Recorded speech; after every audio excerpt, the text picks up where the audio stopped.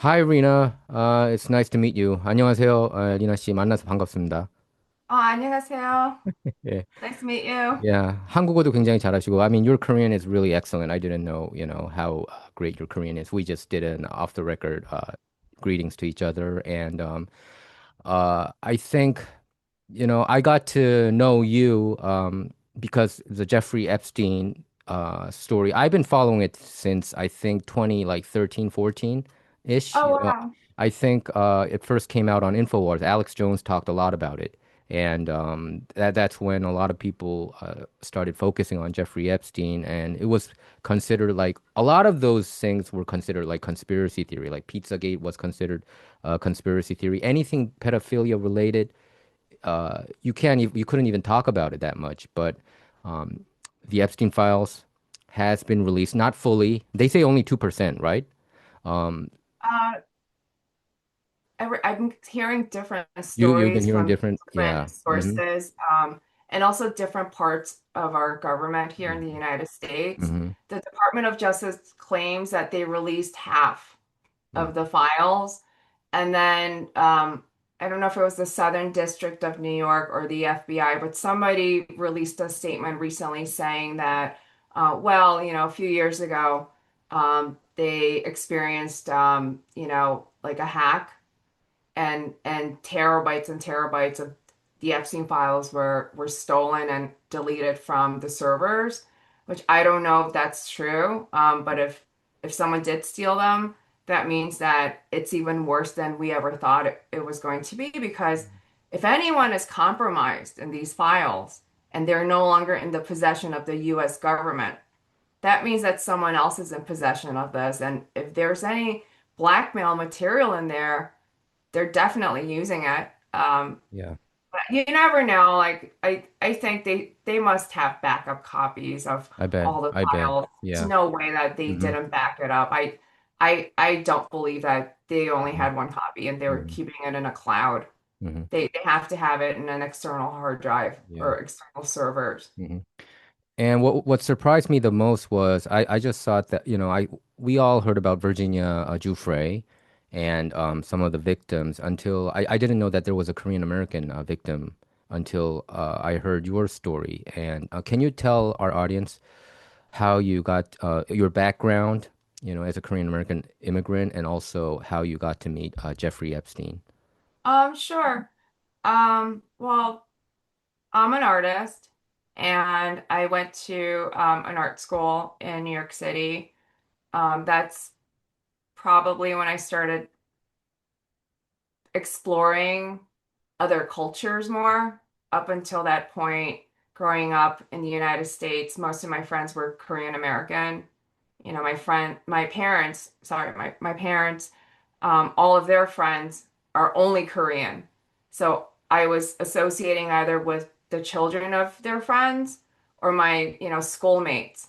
And I noticed that the Korean children were always playing together. And so I grew up with like a core group of Korean American friends that I still talk to this day.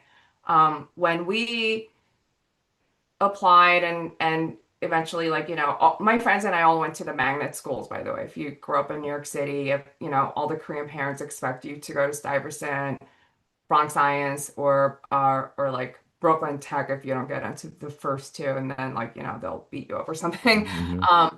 I decided to go to the art school. I decided to go to LaGuardia High School, and my parents thought like there was something wrong with me. Like, why are you going to the art school? Like, and from the beginning they were, against it. But that's where I met, where I was exposed to culture and a lot of different cultures from the United States, not just outside of the States. And I started making friends with everyone.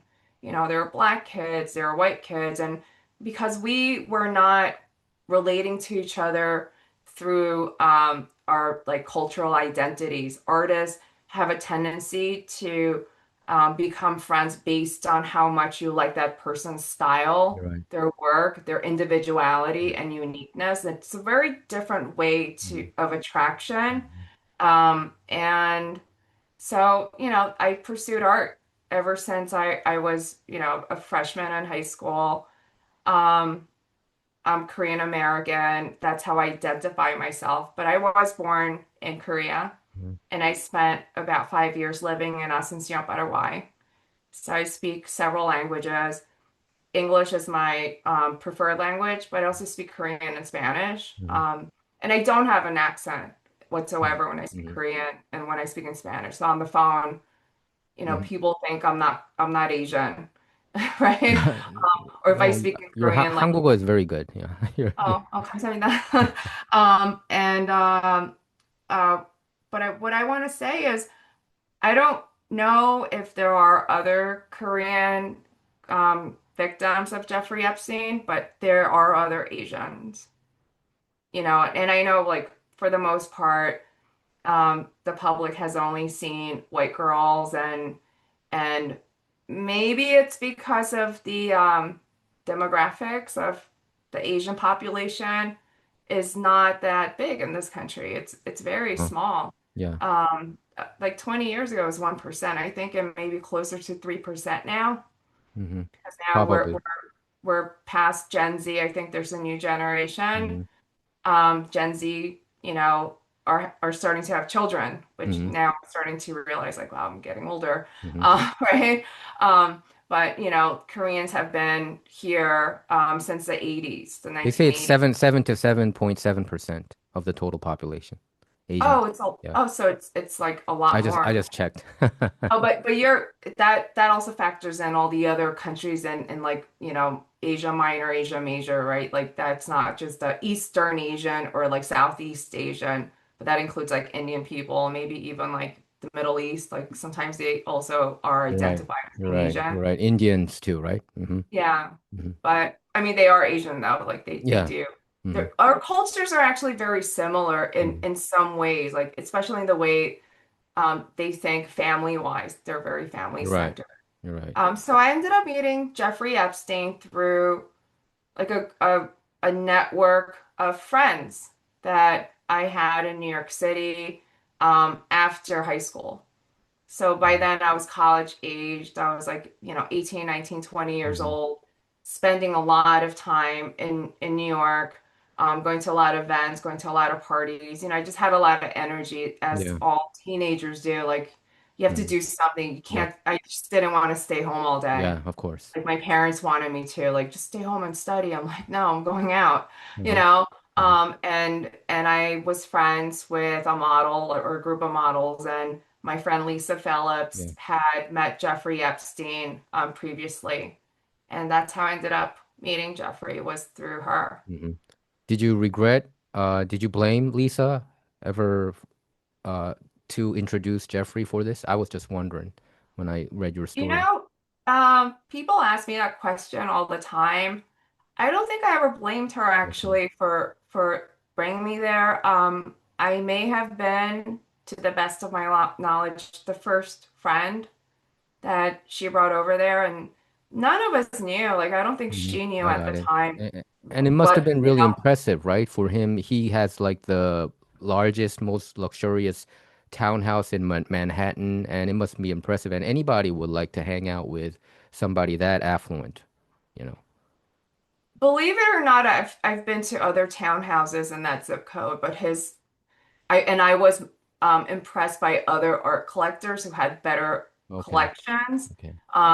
Their townhouses were not as big as Jeffrey Epstein's. He just happened to have the largest one. I had Yeah. been inside, Mhm. but I had seen a decent amount of townhouses in the Upper West Side and also in the Upper East Side. But that Upper East Side zip code is where most of the like serious collectors Mhm. lived. I had a friend whose father owned a private museum in Switzerland. So when I went to her house, I actually saw like better art than Okay. what Jeffrey Epstein So he had. didn't And have a good taste, you're saying. I, You saw yeah, better taste. actually, I am going to say that Jeffrey Epstein did not have a proper like education. He was not an art historian. You're right. But my friend's father did have a proper education. He Hmm. had private school education and grew up around art collectors, and he started his collection early on. Um, I still have all the catalogs that she gave me. Hmm. from exhibitions that her father showed at his museum. And, like I saw the private collection when I went to visit the house. And that was the first time I actually saw like real contemporary artwork that was worth money, I guess. Like, Hmm. a successful artist's work was in her house and she was showing me and I was getting hands-on education, which Hmm. is very rare Hmm. outside of New York. Hmm. But if you are immersed in the art world and you meet these types of people, you do get to see private collections and it's a good experience. Hmm. So by the time I met Jeffrey Epstein, I was impressed by the size of the house, and it's a beautiful No mansion. question about it. Hmm. But the art collection, I was actually not impressed by his art But you collection. could kind of gauge what kind of level he's in by those art taste. You could feel, oh, this guy is not really that sophisticated in taste, taste wise. That was the impression you got, or you weren't being judgmental. I No, I was being judgmental, but I was trying to figure out what type of collector he was. Okay. He's the type of collector that does not collect based on, let's say, I'm going to buy a Jasper Johns because they foresee and forecast where Jasper Johns will be in their career, you know, 30 years from now, Hmm. or buying a piece of work because they know it's culturally it's a very significant American piece, that embodies a certain art movement. Hmm. Jeffrey Epstein was the type of collector that collected weird art Weird art. that expressed his own like perverted thoughts, if that makes So any sense. lots of like sexual stuff, Not always, just very abstract thoughts and abstract, also uh, twisted twisted thoughts. thought. It was very realistic. He actually didn't like abstract art, Okay. actually. Hmm. Most of the artwork he had in his around the house was What very figurative, realistic. was Um, Was he charismatic or like nice? It seems like I don't know. I mean, Jeffrey Epstein, now we know the monster that who he is, but back then it's like we're talking about people when people didn't even know who Jeffrey Epstein was back in 2001. That's the time when you first met him, right? Around 2000, 2001, one-ish. it was So like what 2000, yeah, yeah.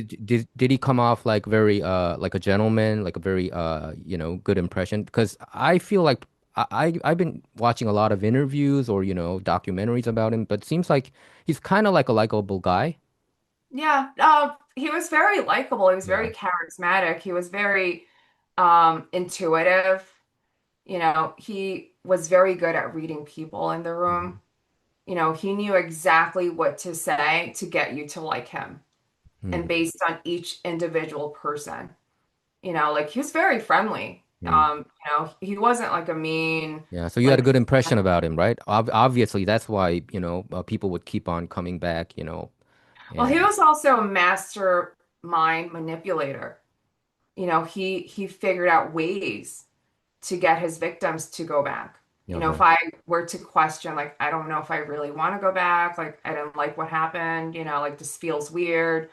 Um, then I would receive phone calls from people that were in his orbit. And then Lisa called and she made it sound like it was okay. So had she not Yeah, called me, I probably I understand. wouldn't have gone back. Mhm. Um, and then he offered the scholarship. That was like Yeah. a big hook for Yeah, me, yeah, because your you know. parents were not supportive of your art passion, ambitions. So I think Jeffrey kind of filled that in for you a little bit. A lot, actually, Hmm. not a little bit. Hmm. I was rebelling at that time against my parents and Hmm. was very like upset. There were a lot of things going on, a lot of inner turmoil. Not only did they not want to send me to art school, but I also was systemically disadvantaged. I didn't have my green card, you Okay. know, and as a result of that, I was not eligible for scholarships or Oh. financial aid. So even if I wanted to study something else, if I just wanted to study social sciences, Hmm. or psychology, I wouldn't have been able to pursue, a proper college education, at a good school. Hmm. So my parents just sent me to community college and I hated it. You hated it. For me, like, I can't thrive if the environment doesn't suit me. and it wasn't challenging enough. And I hated the community college. So I Mm-hmm. just stopped going to school. And then when it was time for me to go to college, because I actually spent my senior year in high school at the community college.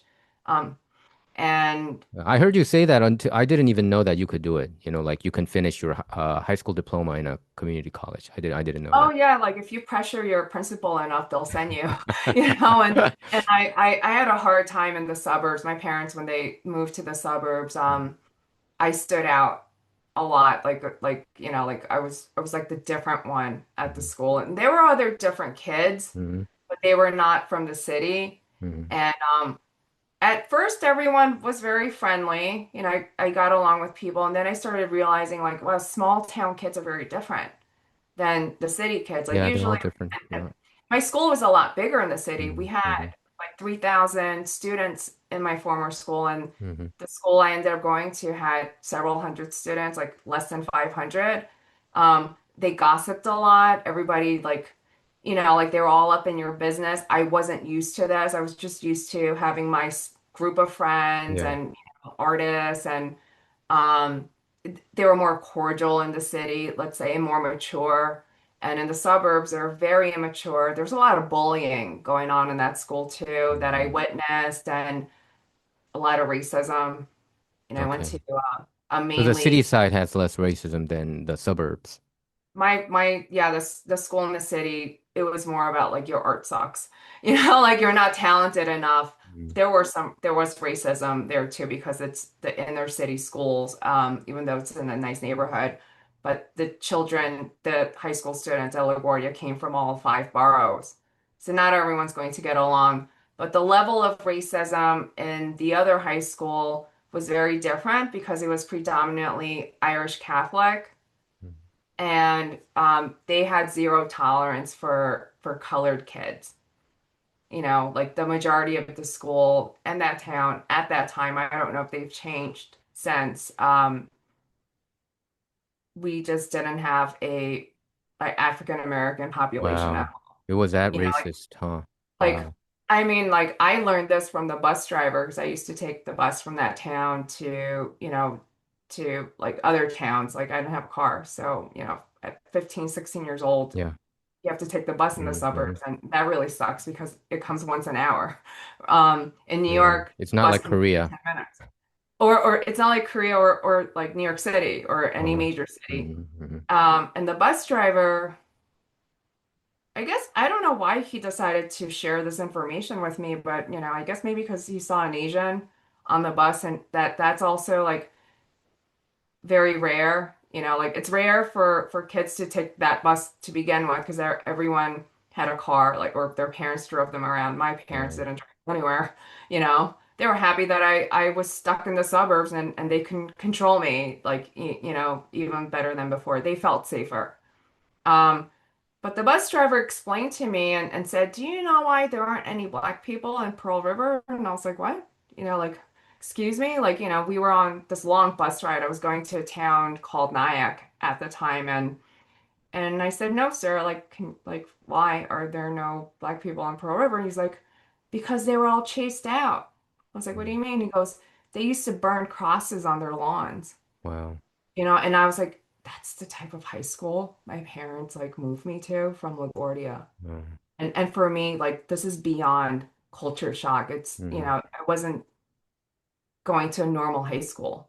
It wasn't just a regular high school in the suburbs. Hmm. This was a certain type of high school in the suburbs. They tolerated Asians though, even though like it was a very small amount of Because Asians. the Asians are the good minorities, I think, to their standard, I guess. Asians just have light skin. This is what I found out, like, as time went on. And it's really sad. Even as an adult, I've had white friends that are older than me from different generations say to me that you don't have to worry about a thing, Rena, because you're white. And I was like, what do you mean? They're like, your skin color. No, skin color. Like Yeah. they literally just look at the spectrum of the colors, and I never really understood what that was until I started seeing how they were treating the kids who had darker skin in that school. So the And less melanin you have, you're kind of accepted more, I guess. basically, I mean, I was still, like made fun of, or like it wasn't like every kid in the school didn't like me. Like there was like a court, like, the bullies are always going to Yeah. be the bullies. And like, like they had to label everyone, even within themselves. You had the nerds at the school, then they had the potheads, they called them the jocks. I was like, what's a jock? And they would explain to me. Um, and then, I saw one day I was on the yellow school bus on my way home. Um, and she came from an affluent family. We lived in a different town, by the way, and our tax dollars were paying for their school district. Hmm. I lived in the border of like a better school and Hmm. the one I ended up going to with the cross burnings. So the one Hmm. that we were shown by the realtor was a better school Hmm. that was Hmm. more diverse and came from better communities, and our tax dollars ended up going to a lesser community because they needed our money. Hmm. Um, but a lot of the kids in my neighborhood, that's basically 7 miles away from the other town, when their parents were like doctors, lawyers, very like successful, and then the kids from the high school that I went to, it was a blue collar school. So there are a lot of families that were struggling. Like not all of them were, but generationally they were from that town. It's a very small town. Hmm. And I lived in a new development. So my parents didn't know anything when they bought the house. They just Hmm. loved the house so Hmm. much. That And was it. the Yeah. real estate agent showed us a different high school than Uh-huh. the one I ended up going to. The high Hmm. school that she showed us actually had a large Asian population. Hmm. And I was really upset about that Hmm. as well. Hmm. But one day I was on that school bus and I just couldn't take it anymore. This wasn't the first time that someone was getting picked on. She was Indian, and she was getting picked on, by these racist kids for having dark skin. And I stood up and I yelled at the boys. There Oh, were you boys did? picking on a girl. And I don't regret it to this day. I Hmm. stood up for her. And she was also very small framed. Um, they turned around and started coming after me. Oh. They were throwing baseballs at my bedroom window, and like I don't even think I told my parents, like the window was broken So you for had a while. bad experience in that school. Yeah, Yeah. yeah, and So that. after that experience, and they were leaving like threatening like notes in my mailbox. So I took the note one day and I went to the vice principal at the school, and I showed them the note, and he said, this is actually a a federal crime because you're Hmm. tampering with mail. Hmm. If you don't send mail with a stamp, you just go and put mail in someone's mailbox, it's actually federal crime. And if you want, you can press charges, and you have up to a year to press charges. Hmm. I'll hold on to the note. And he put it in his desk drawer and he said, if you change your mind and you want to press charges, let me know. So I said, okay, like I'll think about it. Um, and the saddest thing is the boy who left me that note was my next door neighbor Wow. who was Jewish. And his sister went through the most horrible anti-Semitism years before this. He was in the eighth grade, so he didn't know any better. Hmm. He was influenced by other kids Hmm. who came from really racist, Hmm. families. And the parents were so embarrassed because we had invited them over to our house before we opened our doors and fed them, when we first moved to the neighborhood. Uh-huh. They ended up moving right away. They knew, like we don't want our kid to go to this high Yeah. school anymore. Hmm. So they moved Hmm. out, and I think that child ended up, or my neighbor ended up going to a private school after that experience. Um, but that sort of like So that, so opened anyway, my that, eyes. yeah, Oh, right. I was just gonna say that just kind of like made me want to get out of there. because of all I those um, experience, you're right. Hmm. so I So, so when Jeffrey I must have been a super positive person, I would think, because he kind of opened the door for you to the art world, so to speak. he did Initially. He didn't open any doors actually Okay, in he in didn't. the art world. I opened all those doors long before I met Financially help, I mean, financially help you, so to we speak. we we would all speculate that he would have done that, but he didn't. He only did for a very short amount of Oh, time. okay. Okay. So I feel like he was like the biggest con artist that I ever met in my life. During the time I was in high school, I pursued studying with a very famous sculptor in New York City. I spent Mm-hmm. every Saturday, very studiously, taking the subway, the train, bus, what have you, from the suburbs to New York City and spent 8 hours every single Saturday morning and afternoon learning how to sculpt, This and was your study passion. me. This was my passion because I was removed from the art school of my dreams and I was going to this crazy, like non-conventional high school in the suburbs that hated dark people, and then I was getting bullied for defending, Yeah. darker kids. I needed an outlet. And then I did meet nice kids at that high school. Don't get me wrong, like not Mm-hmm. everyone sucked. Mm-hmm. Um, and one of them was a sculptor who told me about this program. So then, of course, I went to the art teacher like in Mm-hmm. the school and I kept bugging him about the art program. Like, can you get me in? Can you get me in? And because I heard a lot of students from that high school had gone Mm-hmm. and studied with this, famous sculptor. Eventually, my art teacher got in touch with the director of the program, and I did go there, and that's what I was doing. Even though I wasn't going to community college, I was still studying and spending a significant amount of time in the art studio Uh-huh. in New York.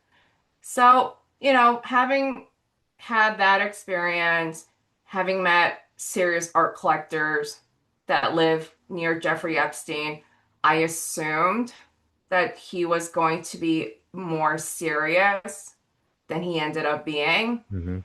I didn't know he was a predator Uh-huh. when I first met him. Even though he was different, he was very eccentric. I just accepted that, well, for the scholarship, that he's offering me, I guess like this is just the type of person and collector he is. Mm-hmm. I Yeah. didn't expect to see him Mm-hmm. after he offered the scholarship. Mm-hmm. He told me I didn't have to come back or see him ever again. Mm-hmm. And that's when the coercion started and it went on and it escalated very quickly. Um, I just didn't really tell anyone at all. Like none of our friends knew that I was, well, I didn't really realize that that was abuse either at that Yeah. age, you know. And none of our friends, like the only person that really knew was Lisa. But none of our other friends knew that Jeffrey Epstein was doing all these other things. People knew I had an art patron. My friends knew I had an art patron, but they Mm-hmm. had no idea Mm-hmm. until recently. Mm-hmm. And obviously, you had certain kind of wall between your parents. You had your issues with your parents, so obviously you didn't want to talk about your your art life. I would assume, because they were not that supportive of it. So, Well, yeah, my parent, I sort of had a different life outside of home. I think all Korean they have American a yep, they kids have do. it. A lot Yep, of Asian kids do that yep, with their yep, parents yep, because the parents are so strict and yep, so demanding and have yeah. so many expectations that Right. and then they force you to behave a certain way at Yeah. home. Hmm. And especially in the Korean culture, Yeah. you always have to use 존댓말, right? You can't talk back to your Hmm. parents. Hmm. 반말하면 안 돼, Yeah. um, like it just, yeah, it was, Suffocate. I think it's especially suffocating for second generation Koreans here, I would think, because they see the complete opposite side outside of their house, you know. Yeah. absolutely. It's like you have no freedom at home. Hmm. You get yelled at for being loud. My mom Right, always right. complained that I was too Yeah. loud. Yeah. To like you like literally you're just a silenced kid. If you have I mean, any that's one issues, of it's the main reason I came to America too, in all honesty. I know exactly what you're talking about. Yeah, we have to kind of pretend, you know.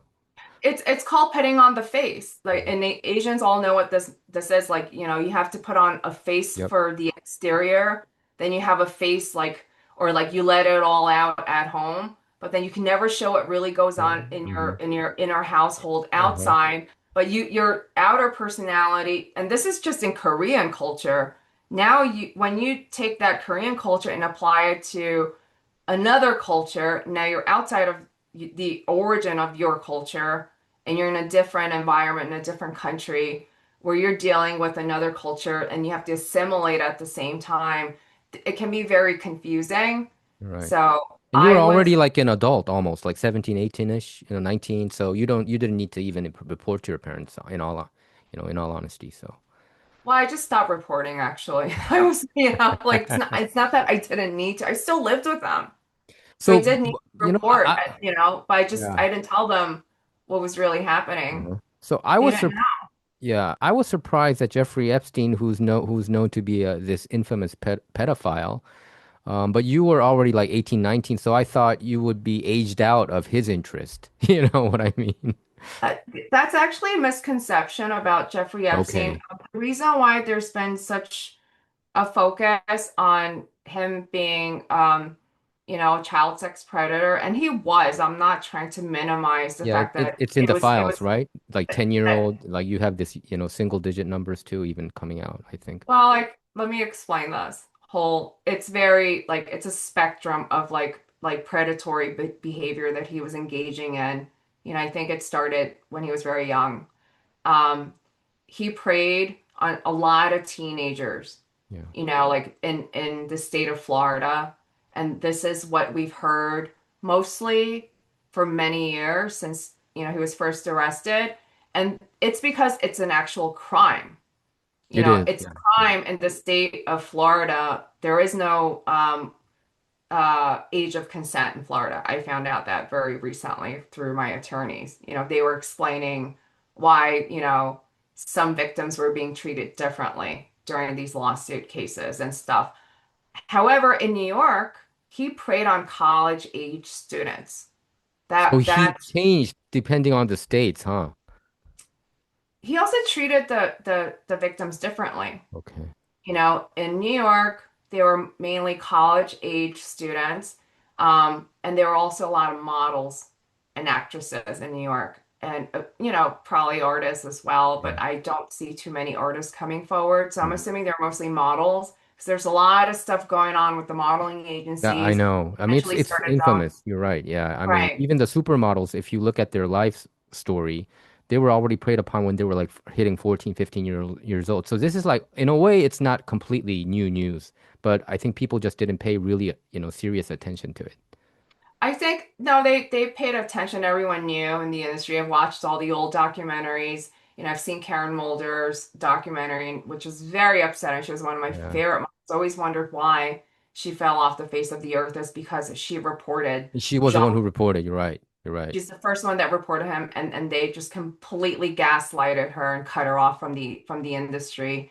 And then I think they even threw her in an asylum and called her crazy Wow. for for reporting that she was like assaulted, and she didn't consent or like drugged and like all sorts of things. Um, She's a hero now because sorry. I mean, she's a hero now. She was the one who in the modeling world who first reported about Jeffrey Epstein, right? She was the one who exposed No, him. no, not Jeffrey Epstein. I'm talking about Jean-Luc Brunel, the guy, the French guy, the Oh, the French. French guy? Oh, okay. He was the partner who started the modeling agency with Jeffrey Epstein. Oh, okay. Okay. So he was probably the one who built it up. He managed, or was the owner. I don't know the whole background of what he did, but he was working for Karen Modeling Agency, which was one of the premier top agencies in New York at some point. But a lot of scouts, agents, bookers, people in that world for a very long time have taken advantage Mm-hmm. of models, Mm-hmm. and they're usually scouted when they're in their teenage years. Mm-hmm. And by the time they turn 21, and I've heard this through my friends who are models, they are told you are too old. So Wow. when Jeffrey Epstein started saying that to me when I turned 22, he started Wow. calling me too old. Now that looking back, reflecting on why he said these things to me, I realize that it's that mentality because he was seeing a lot of models too, and he was surrounded by a lot of modeling scouts. We are finding out more Hmm. today. Hmm. Like this is something I didn't know, Hmm. information I didn't have Yeah. 20 years ago. Um, but he did prey on a lot of models in New York, a Hmm. lot of college age students, and he also lured in men and women that were in powerful positions not always to abuse people or put them in compromising situations, but Hmm. he used them to source more victims. Wow. He surrounded himself with the right people because in order to secure um, a victim who wanted a career boost, who's an aspiring actress and Yeah. she's going to, taking acting classes at NYU or Hmm. wherever else. You need to have some producers and movie Hollywood directors in your Rolodex to get them to come back. If you're going to be luring in artists like Rina, you need to have some like art people in your Rolodex to get her to come back. If you're going to have models that you're victimizing or trying to victimize, you're going to need to have modeling agents, agencies or people connected, like higher in the higher ups in that network. So he was putting his feelers out getting, collecting all sorts of people so that he can continue this behavior. And this went on for decades. So you think him like knowing, for instance, like Bill Gates, Donald Trump, like Peter Thiel, all these, famous like Woody Allen, there No, was like, let's not talk about those guys. I'm talking about, okay, you I was know, just wondering. No, and so yeah, I sometimes don't, I was wondering whether I'm not going to, he wanted to have these kind of like no, connections I'm with a not lot going of to people to, defend any of those names or yeah, even like I, go I'm there I'm wondering, during this whether conversation. he wanted to impress upon girls. I know these many, powerful figures, like you said, in the art world. He knows certain network of people, so that must have impressed you and a lot of. So for me, that did not impress Okay. me. For me, like what impressed me was the fact that he was connected to Okay. people in the art world. Like I was not impressed by celebrities, for instance, because I used to see them all the time. Oh, Like why would I care to want to be a no, I celebrity? understand. I Hmm. had a job working for a PR firm and I already had access to I celebrities. understand. Hmm. Like I was assigning like seats for fashion shows, putting them in the front row, in Bryant Park. So I had access to celebrities, to their agents, their talent agencies. For me, that wasn't a draw that wouldn't have worked on me, but that works on someone who is pursuing I an acting understand. career. I understand. I understand.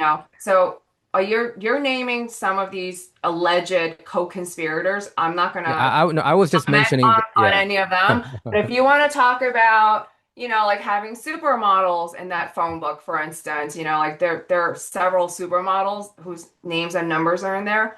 I can see a young model going over to that house, sitting down in the living room, picking up the phone book because he had them all over the house, Mhm. going through it while he's on the phone, for instance. He was always talking on the phone.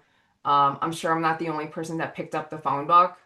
It wasn't like a hidden secret. It's not like he had it locked up. He had several copies on all his properties. He Yeah. had it there for a reason. He could have just easily had one phone book on his desk. No, but he had them strategically placed where people would see it. He wanted people, his guests, to pick it up and go through the phone book. It was like he was sort of like flexing, It these seems are like so. my Yeah, contacts. that's flexing. So it Yeah. was a flex tool. And so strategically, there were names of supermodels in certain parts of the book. So if a model is going to sit there and go through, this almost like a catalog of like, look at who I know. This is That was mine. his that was his strategy, I think. That was part of the Yeah. strategy. I'm sure that that was a huge draw for anyone that wanted to be a model in New York. That was Hmm. a, Hmm. struggling model, was just Hmm. starting their career. Um, I would have to look again, but I'm pretty sure he also had, like some big companies in there, like modeling scouts, Hmm. like stuff like that. Um, Yeah. and same thing with Hmm. like entertainment, Yeah. girls that wanted to pursue entertainment.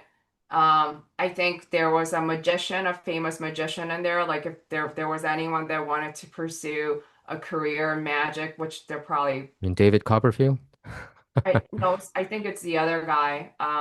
But like just stuff like that. Anyone that Yeah. wanted to Hmm. maybe pursue stage production. This guy was a mastermind manipulator, like predator, serial predator that thinks about it all day long. Like Hmm. he created an infrastructure for Yeah. himself. But you You know got to what? know that later, right? You didn't know back then, but later in retrospect, now you see it like Oh, clearly. absolutely. I've been in Mhm. therapy ever since I met that man. It's been decades of therapy. I've been contemplating about this for a very long time, and because I've been so damaged by it. Um, but I also like, as more information started coming out since he first got Mhm. arrested, I have been analyzing what he has been Yeah. doing. Uh-huh. And the more I think about it, the more I see him in action and I can sort of like connect the dots and see why their names appear, why these people were around Mhm. him, and Mhm. like what he was doing with everyone. But everyone played a role. They were there for a reason. But it seems like Jeffrey Epstein paid particular interest in you, Rena. He wanted you to have his baby. Can you talk about that too? So Jeffrey Epstein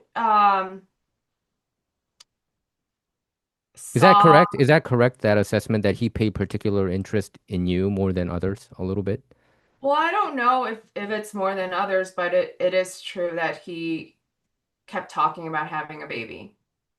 This was a major topic, probably the main focus of the conversations I've had with him for 2 years, um, was bearing a child, and it began with, I want you to read these books. You're going to be a part of Babylon. You're going to be a favorite in Babylon.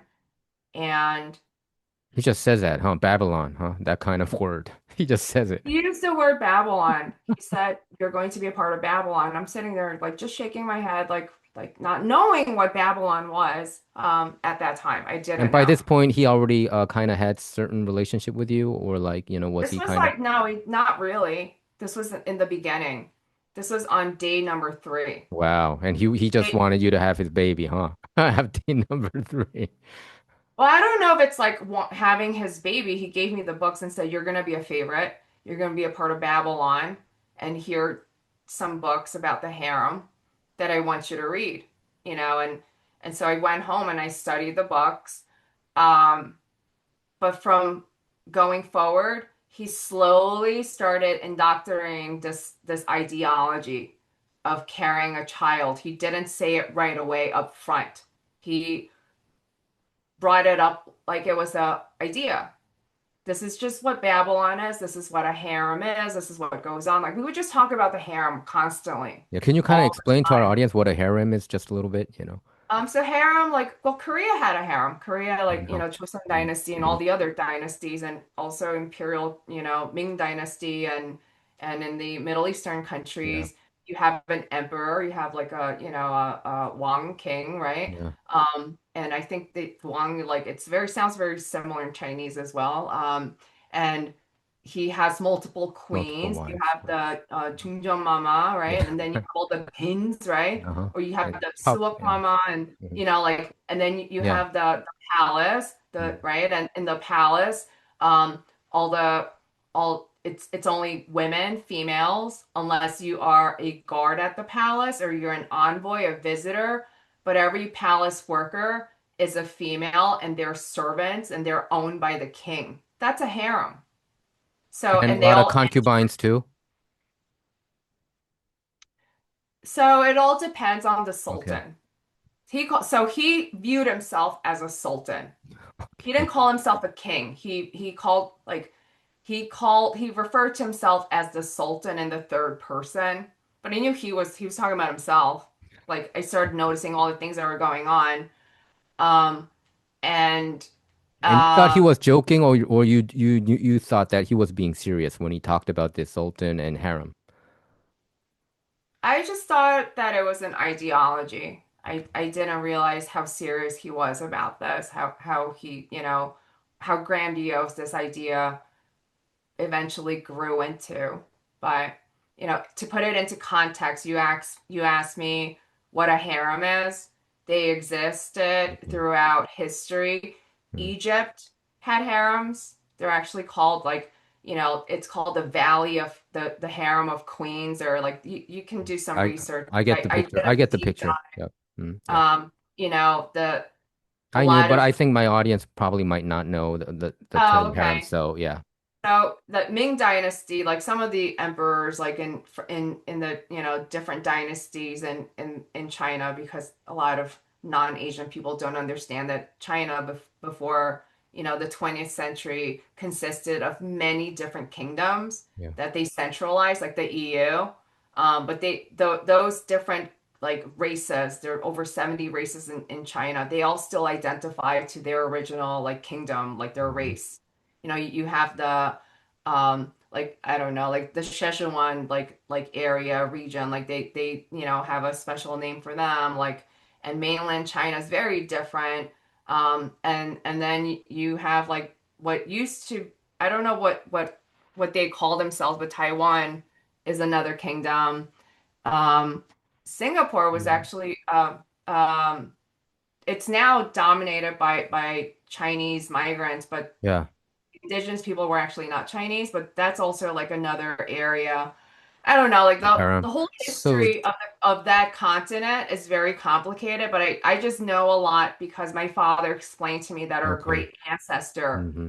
came from the kingdom of O, Hmm. which is the Wu kingdom, and we have a whole genealogy like book So that Jeffrey had describes. this idea of like having his own harem, sultan. That was his agenda somehow. So his ideology and his grandiose plan was to mimic the Ottoman Empire Hmm. harem Hmm. Okay, specifically. I got Because it. I did an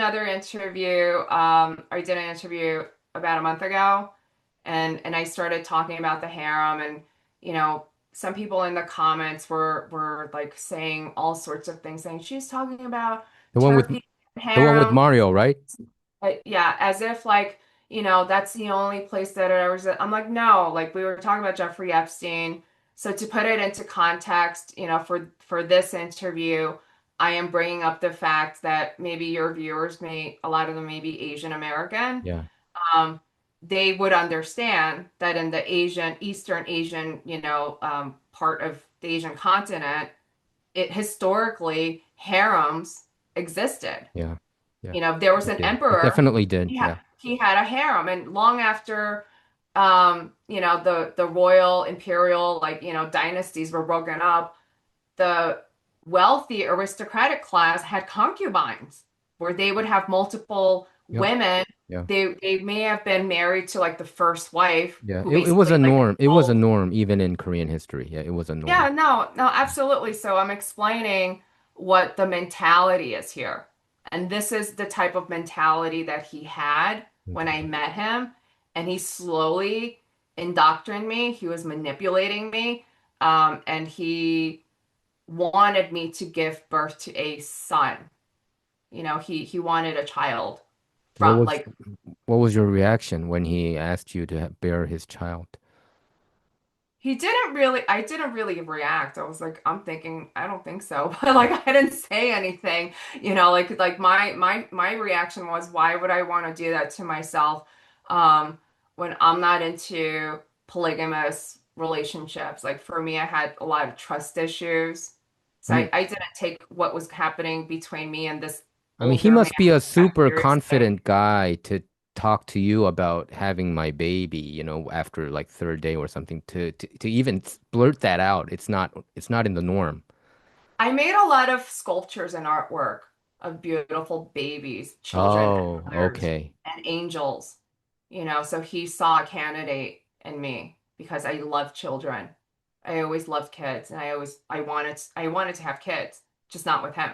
It wasn't until like towards the end that that he realized that like he spent 2 years wasting his time on me,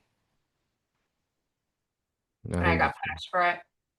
I understand. Yeah, I wasn't. I mean, I just don't understand like Jeffrey Epstein's kind of like mentality. I wasn't. I was just, just when I read articles about him, and it's just it feels like he lives in his own different kind of world, and it's very difficult for regular folks to understand that kind of mentality, that kind of culture. It's just so foreign. If you go through the Epstein files, it's just Well, it, actually, it's yes, that's true. But I recently did a little bit of research about the North Korean dictator. Kim Jong-un. Apparently, that entire family has a history of having a harem.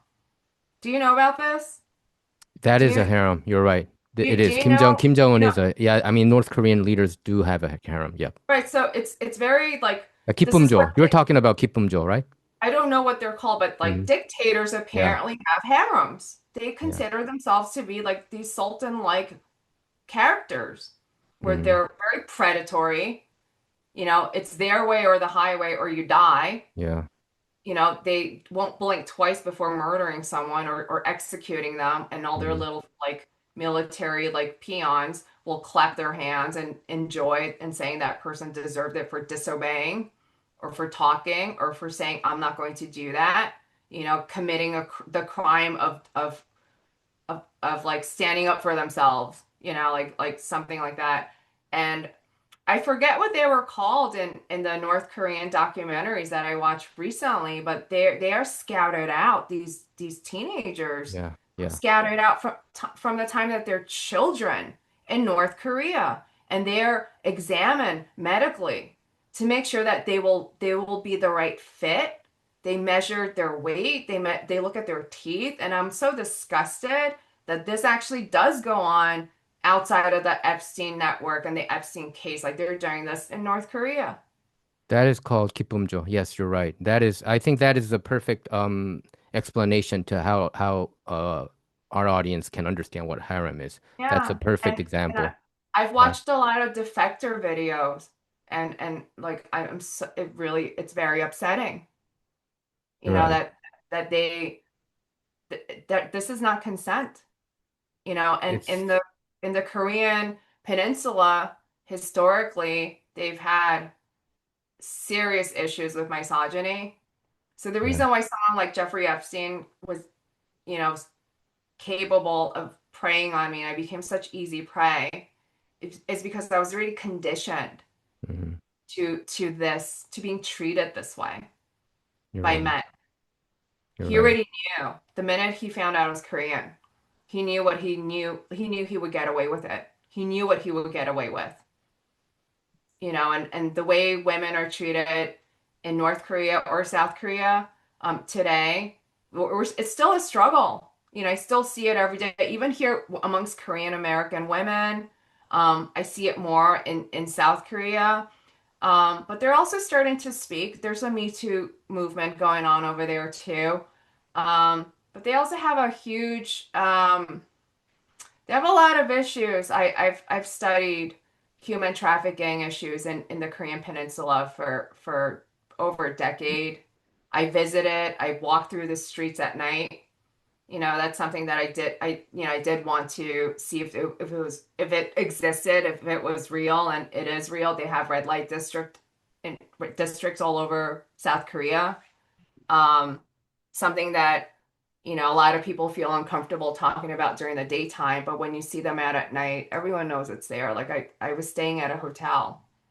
I didn't realize the entire district was behind my hotel. I was staying at a hotel where in our lobby we had Gucci and Louis Vuitton stores a Hmm. block away. So I didn't go out at night, but I went out at night one day with a group of journalists. We were there for a food event, and we found the red light district.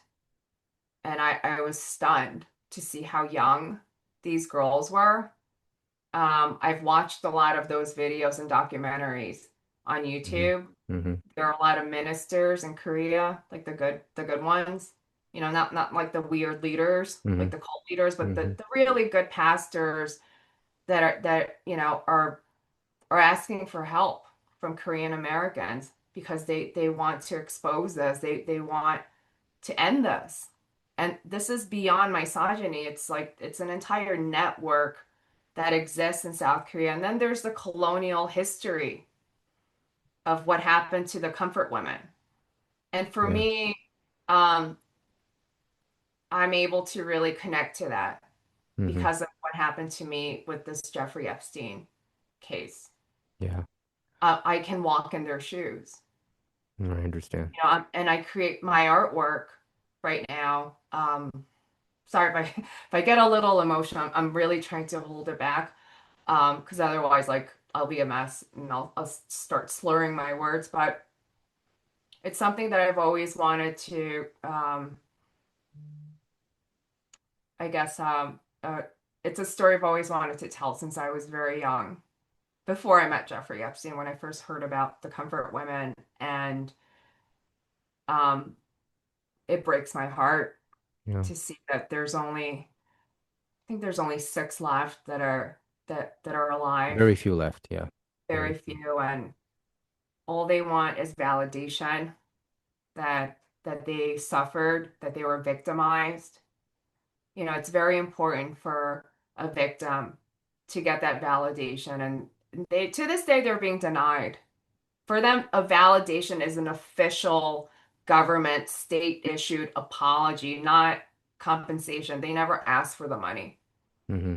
I don't want to get into the political side of all Hmm. this, but there are things that happen where they did not consent to, they did not have any knowledge, and the two countries negotiated a settlement, Yeah. you know, between, the two countries saying that, like, well, everything's good now. You guys got paid money, so you're good, right?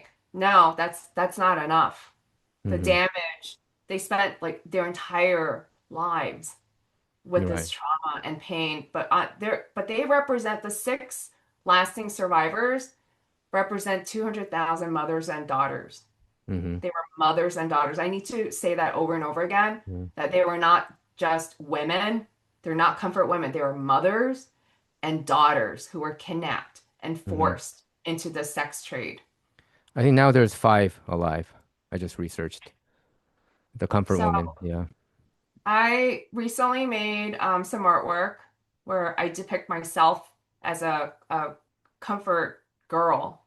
I'm not an adult in these images because a lot of them were minors, they're children. Um, and in one of them, she represents all 200,000. Her name is Thirsty. Also, the Koreans were not allowed to wear a white hanbok for some reason by the Imperial Japanese Army. But I painted the dream for them. And I hope the five survivors, Hmm. if they haven't seen it yet, maybe after they watch this interview, Yeah. maybe they'll be able to see it. Maybe I'll send you Yeah. Send a you some photos, some artworks about that. yeah. Yeah. So I'll maybe put it on my post. you could put it because I made it for them, Hmm. and I painted the apology, and what the apology should look like, Hmm. the one they've been waiting for. Hmm. Yeah. It's And a historical tragedy, and I think I mean Korean Americans talk a lot about it. They have a statue here in Glendale. I don't know whether you know it or not. 소녀상, you know, of the victim, to commemorate them. And you're right, there is a parallel between the Epstein situation and I mean, in Epstein's situation too, you don't even know whether you're a victim until later on, right? When you're actually there, uh, you don't even know that you're a victim. But later, when you look back, you were completely being taken advantage of, manipulated upon. And this was his stick, so to speak, right? This was Jeffrey Epstein's strategy to lure women in. it all depends on the person. He did different things with everyone. It wasn't normal. What was happening was obviously not normal because I knew immediately this is not a normal relationship. Hmm. Um, it wasn't until I started hearing more stories in the recent years and hearing that there's a pattern of behavior that what happened to me was by definition sexual abuse. Hmm. I just thought like he was just this huge creep who like left me traumatized like for decades, but I didn't realize that by definition it's sexual abuse.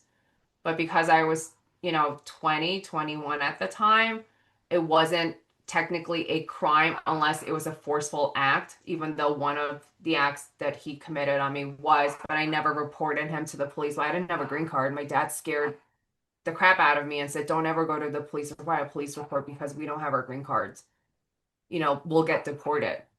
So like people who accuse me of saying things like, well, you didn't report him, like it's your fault that other girls got victimized. I'm like, well, like, what about me? Your If I parents had, were undocumented too? no, not undocumented. We had our papers in and we were Okay, waiting interviews like I understand. forever. I understand. Of Like this course, whole process it's not easy, it's a you know? touchy situation. I understand. I mean, because Yeah, you yeah. don't once you're in that kind of status, you don't want to get involved in any kind of issues. I understand the mentality of it. Absolutely. You also don't want to travel, even Yep. though you kind of Yep. can Yep. Just sometimes, in but you case. don't want, just in case. Yep. So I never went to the island, even though he asked me to go a lot. Um, yeah, so what he did with everyone was very different. What he wanted out of everyone was very different. Okay. They're different ways he victimized, and I think sometimes maybe it was just too obvious and they knew right away. I hear these stories and I hear what happened. I hear the testimonies. Other times, it happened so slowly. It took much longer for him to get anywhere with some of these girls. So, and some of them ended up staying longer in his orbit, but there's a lot of victim blaming for anyone who was like of age. It wasn't until recently when the Adult Survivors Act, or it's also called the AVA Act, the Adult Victims Act. Hmm. It was a window of time that opened several years ago where you were able to pursue civil, case against your sex predator, where adult women um, receive the same type of status as child victims in the state of New York. And they just opened this up in the state of California. So anyone that's watching, whoever got, assaulted in the state of California right now is the time to speak up. Hmm. There are a lot of lawsuits being filed every day. If you're, like, 18, you be any age actually. It's Hmm. it's for adults. There's also a law that you can't force a victim of sexual abuse, especially if they're a child, a minor, to sign any non-disclosure agreements. And there are cases where a lot of victims are forced to sign them if they were assaulted by a powerful person. That is actually unlawful. So I want anyone who's watching to understand that if they were ever forced to sign an NDA and they were abused as children, that's invalid, and they need to get an attorney to represent them. Yeah, I think To it's very represent. important because people can I mean 18 years old, right? They become you become an adult and it's very fast. So I think what you just mentioned is very important. There must be a lot of victims who still didn't come out. And do you think there are still more individuals like Jeffrey Epstein going on, Oh you know? yeah. Do you think we just happen to know this one individual? Um, y- I think we just caught the current Jeffrey Epstein. I think there's always been a Jeffrey Epstein doing what Jeffrey Epstein is doing, for whomever he's working for, because obviously wasn't working alone. There were a lot of rumors he was part of the intelligence community. yeah. There's a history of other perpetrators that behaved in a similar fashion that also ran blackmail operation or victimized like 1,000 victims. He's not just doing this for himself. There are others. This is an organized criminal enterprise. This is a bigger case. It's not just the Epstein case. It's like the Epstein is someone. He's sort of almost like the hook in this story. They got the hook, and now we need to find where all the fishing rods are, you know, or who's connected to that hook because and then there'll be other, dots to connect beyond that. There are also 40 million people that go missing every year, and most of them You're come right. from You're Southeast right. Asian countries. Where are they going? They're disappearing, never to be found again. What's going on? I think he was part of that larger network because we are seeing that this Epstein case is in a global scale. Yeah. This Epstein case is not you know, it's not limited to the United States. It's not International. limited It's to North international. America. It's international. It's a global case. This is going against humanity. He was dealing with a lot of high profile people from a lot of different countries. And then when you look at the flight records, he was also traveling to all of these different countries, but he Mm. wasn't always flying via private jet. This man also took commercial flights and traveled by boat a lot. He was into yachts. He had an obsession with yachts. If he wasn't going on his own yacht, he was taking someone else's yacht. And if it wasn't him who was doing it, he had an entire network of people who were doing things Hmm. with him, or for whoever the other people are. They're a part of the organized criminal enterprise. Yeah. Right now, it seems like we are going. It's almost like we're putting on our armor.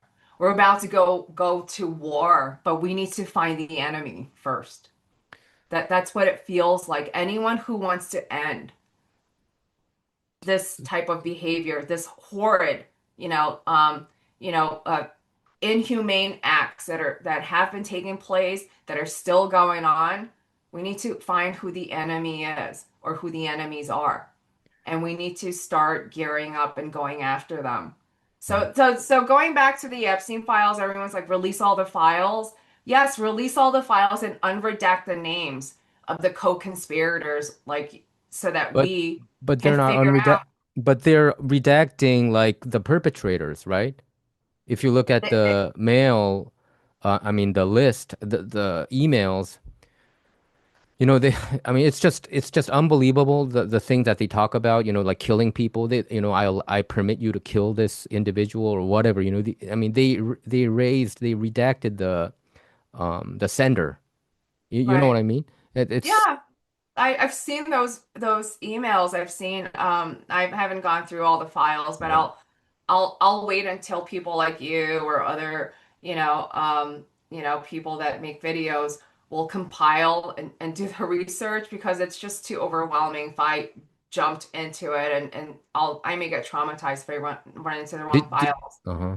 Do But you I'll wait protect? until I've seen some of these messages, and it just sounds like I made that reference earlier. You have, like, in kingdoms that may not exist anymore, you had the, dear leaders, you had the sultans, you had Yeah. the emperors, and now I guess we have dictators in our modern age Hmm. who behave in this manner. That's how they speak. If they're unhappy and someone does something that dissatisfies them, they will just get rid of that person. This is what it sounds like to me. That's why now I'm speaking in a little different manner, saying now we need to identify who the enemies are and put on our armor and go into war with these Yeah. people. It feels like we're trying to find the enemies, and they're withholding the names of the enemies. Right. Excuse me? Like, you guys know who the enemies are, but you're withholding them from the American people and the global society from learning who they are. Why? Yeah. It's just I went through like soul searching myself when because this Epstein files, it seems like there's this powerful entity that controls, even the American justice system that nobody was charged, right? Other than Jeffrey Epstein and Ghislaine Maxwell, anybody who's mentioned on the list, they're not even investigated upon. Nothing's happening, but we hear things like in Great Britain. Prince Andrew was mentioned, and I think he lost his princeship or whatever you call it, and also Peter Mandelson too.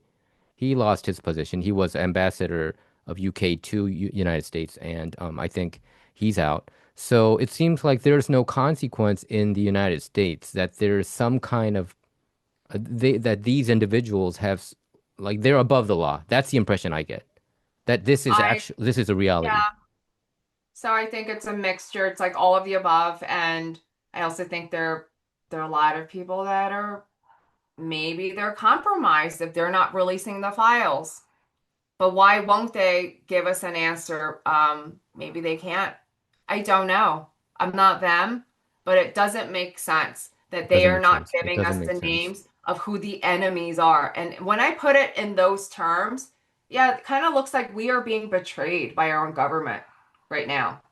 You know, the Department of Justice is, making a huge disservice to the American people by not releasing the names of the enemies who are part of this organized criminal enterprise that Jeffrey Epstein, was at the center of. He didn't do this and create this by himself. He had a lot of co-conspirators that were helping him, and why are they being protected? Why? I Yeah. think it's money. Money is the reason why they're being protected. I think Mhm. maybe if they went down, our economy may fall down too. Unfortunately, it is tied to money. This man was tied to a lot of money. Mhm. He was also connected to wealth, and we have seen the names in the files. We know Yeah. who he's connected to. I don't even have to Yeah. name them. Everyone already knows at this Uh-huh. point. Um, yeah, I think our economy's probably in the files, like in some way. So they're redacting the U.S. economy. They care more about the U.S. economy than they do about the American people. So they are not going to let us know who the enemies are because then, something's going to happen to the U.S. economy. They're looking at the economy like, but that's our child. That's America. We're the No, wealthiest no, no. country That's in that. America. It's a Like B. this is it Mhm. almost seems like they're kind of like trying to like, weigh in the pros and cons and trying to maneuver around this entire picture. What can we get away with and how much information do we actually have to give them? Because we got to give them something. Oh yeah, let's release all the victims' identities. There you go. Maybe they'll stop asking us to release the names of all the co-conspirators and who the enemies are. No, we're not the enemy. They're not the enemy. You're the enemy because you got victimized.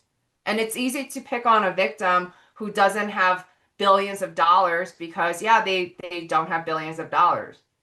Yeah.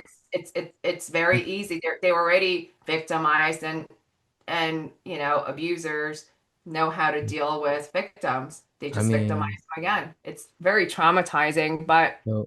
when Yeah. I put it in those words, give us the names of the enemies, let us know who the enemies are. I want to know how people are going to react to the way I'm saying it now.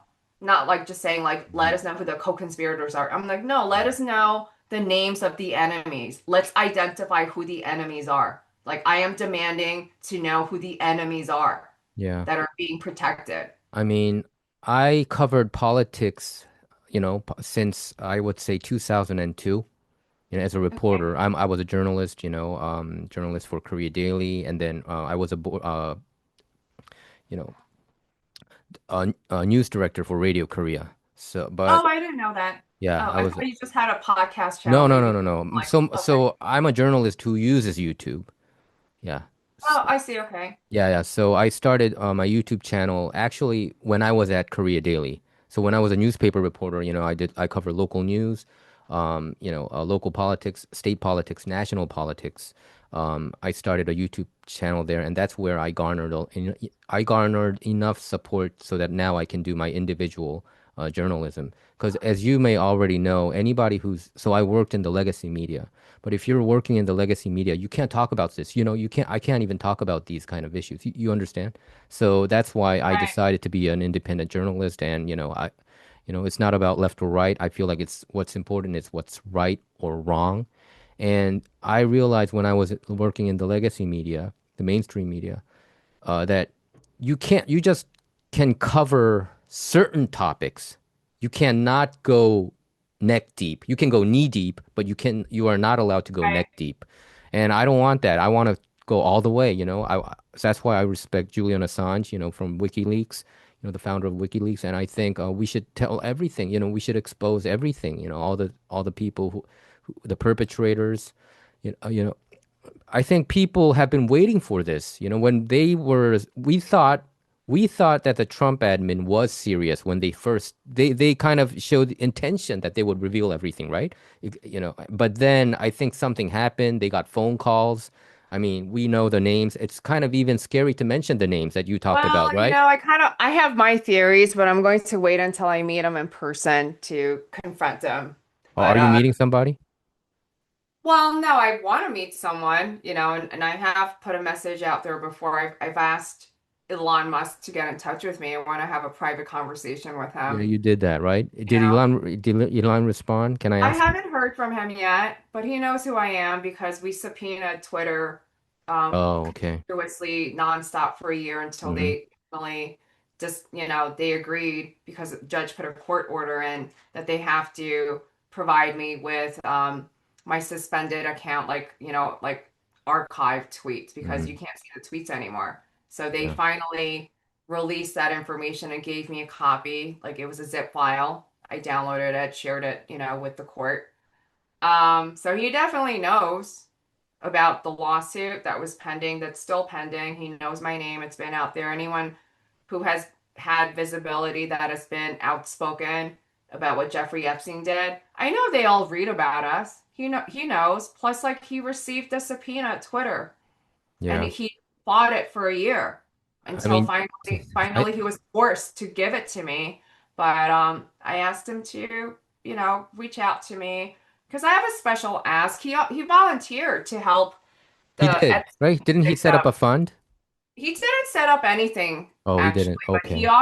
he offered to pay He for their offered to legal pay. fees Okay. if they're willing to name the clients from the client list. Elon Musk was lucky because in the emails he wanted to go to the Epstein Island because there was a wild party. You know, it was in the files. So I think he was So lucky that he was busy that weekend, or he didn't go. He ended up not going.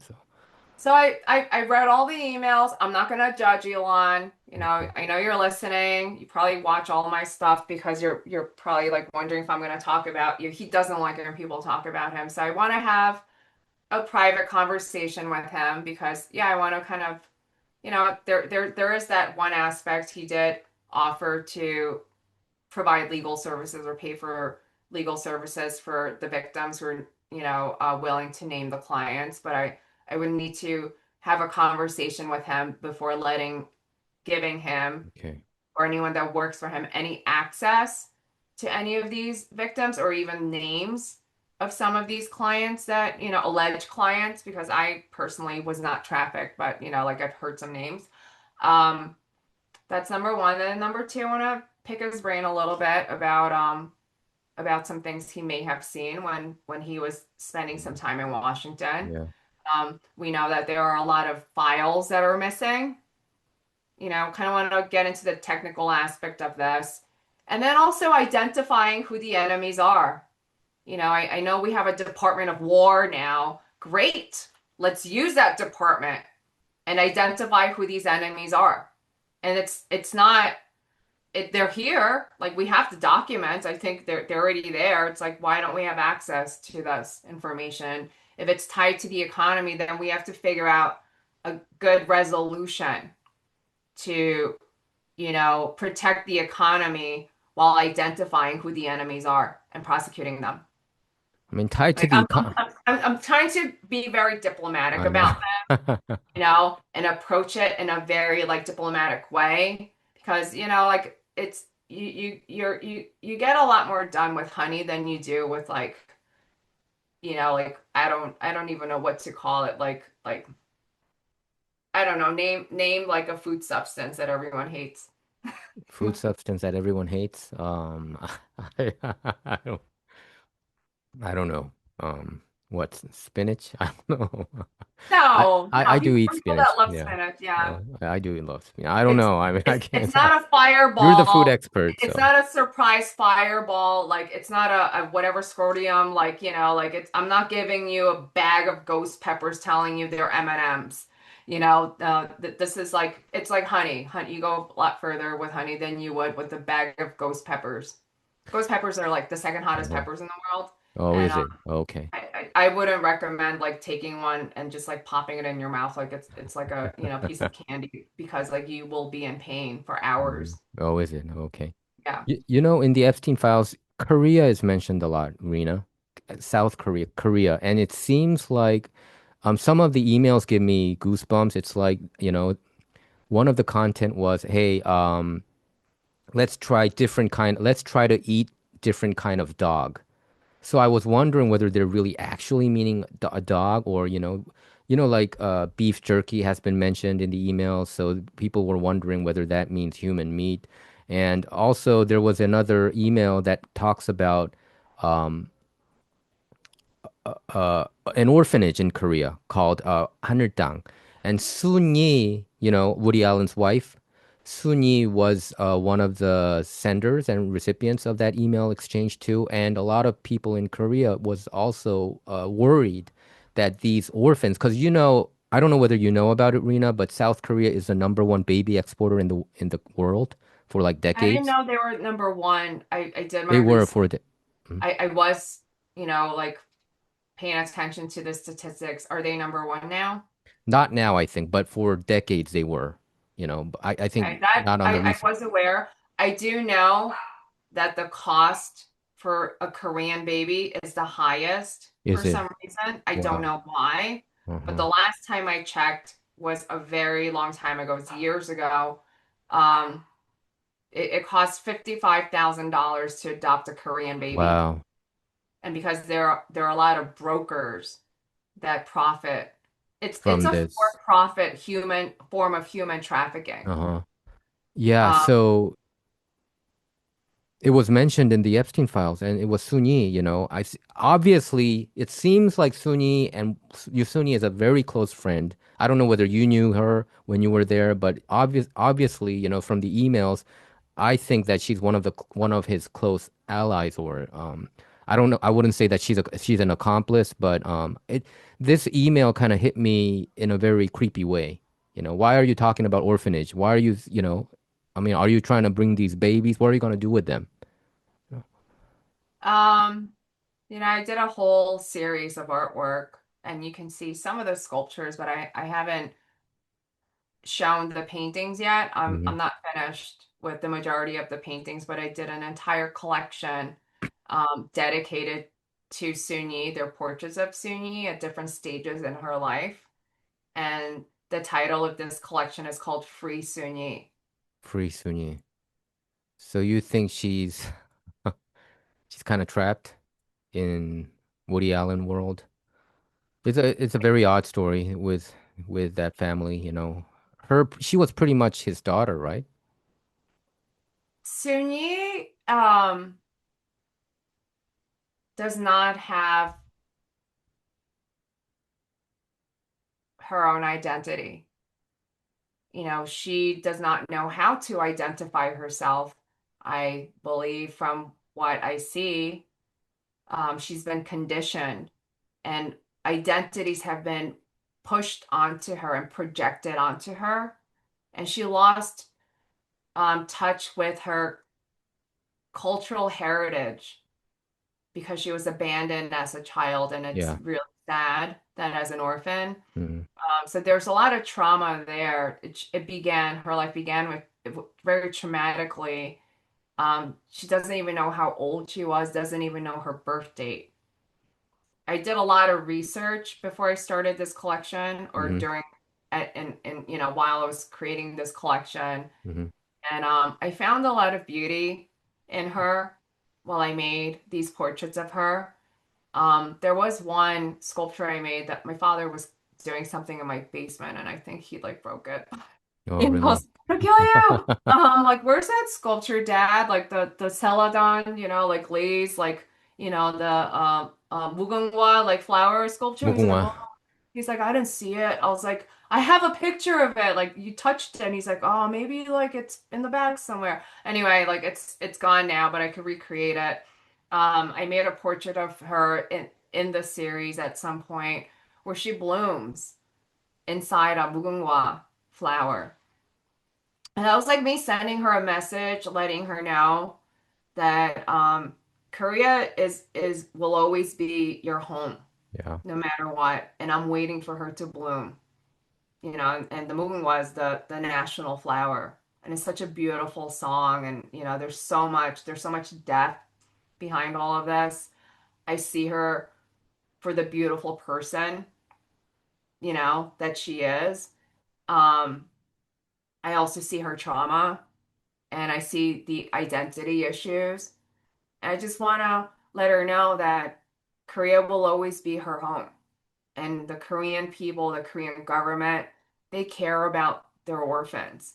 Yeah. Because every year there's a meeting of all the orphans who have the adoptees, that meet in South Korea. And the government, it's a government sponsored program. They pay for the orphans to get together and they'll even help them track down their birth parents. Birth parents. Like it's always up to the birth parents to if they want to meet with, the adopted Their children or not. But in the event she ever wants to go back, I created that one flower piece to let her know that she'll always be accepted by the society. Yeah, I want her to be freed from everything. There's so many layers, and there's so much depth. And when I say that, what does freedom mean for someone like her? It all depends on which layer of freedom, that are you talking about, are you referring to? Because there's so many. Like, yeah, so she is in essence trapped. She's trapped psychologically. She's probably trapped financially. I don't know her financial situation, but I don't think she ever got to fulfill her life the way she wanted to live. It's almost like the life was curated for her. Things were chosen for her. And before she even became you know, a fully grown adult, because your brain doesn't fully develop until you're 25 years old, Yeah. she was snatched up and placed in a different environment for her, being with an older man who's 35 years older Yeah. at that young age was way better than being in the previous situation because she says it was too abusive. She never really knew what love was. Hmm. This woman, very unfortunately, um, was abandoned and she wasn't treated very well. Did you say you knew her in person or No, no, no, no, I using? don't, but I've Okay. been like following the Okay. story, ever since I saw in the news and like through the years and then I saw pictures of her with Woody Allen and Jeffrey Epstein walking down Yeah, I saw that 75th photo. Street Hmm. and he had a photograph of Sunni and Woody Allen in the townhouse like not that I saw it in person but I saw it later on. I started wondering why he knew Woody Allen and Sunni and but I always followed the story about her because it bothered me and I have followed the adoptee story for a long time. I watched a lot of those YouTube videos. I read up about, Korean adoptees, and I know a good number of them. And a lot of them have issues. They Hmm. have psychological issues and they have identity issues amongst them all. So I know that's at the core Yeah. of the hurt and the Hmm. pain is identity. Hmm. That's why I made that piece with the mugunghwa flower. Can we see Like that your art with I about Sunny? I'll find the picture because I don't have the sculpture anymore. Oh, I okay. my dad like accidentally like I don't know if it was him or like construction workers like but I can't find it and there was a lot of drama going on like when I couldn't find but I'll find a picture and I'll send it to Hmm. you, Hmm. you You know. know, when your parents found out about you being a victim of Epstein, did you have a sit down time with them, and did you like tell your parents, or did they find out from the news? They found out from the news. Uh, But I was also very at that point by the time they heard about it in the news, I had already I, I was not well mentally, you know, I had a severe mental breakdown because it's trauma that I had stored away and decided not to look at. Hmm. It was like too traumatic for me to look at for a very long time. And when I finally opened that door, I opened a can of worms and it all just like poured out and I couldn't take it. So I ended up in the hospital. Um, and then dealing with Virginia's false accusation, it aggravated my condition. I think she really wanted to hurt me, and she did.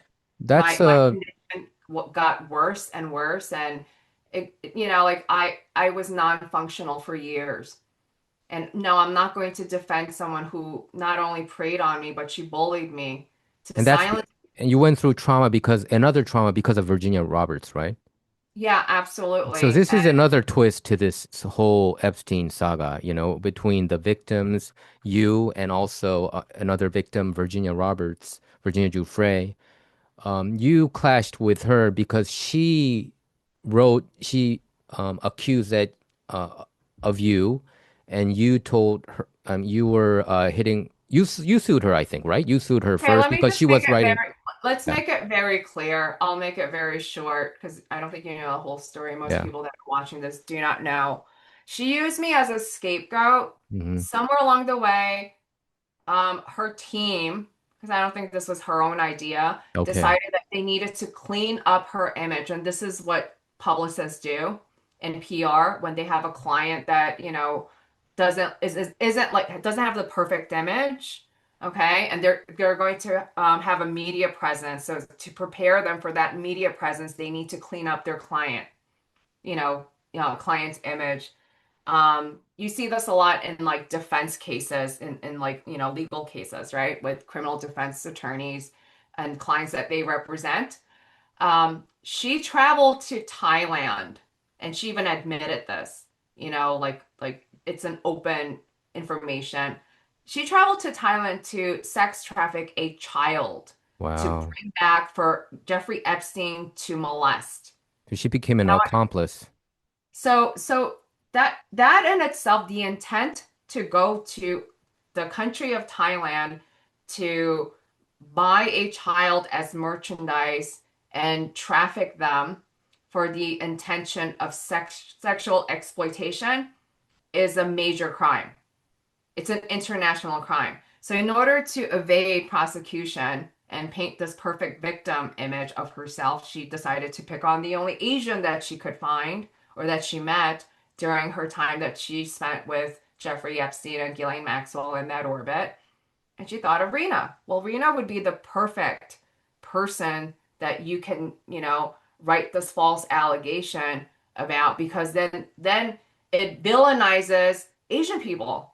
So everyone's gonna say like, oh, like F the Asian people, doesn't and then like if you read the original version of her first memoir, she sounds really damn racist the way she's talking about little Asian kids.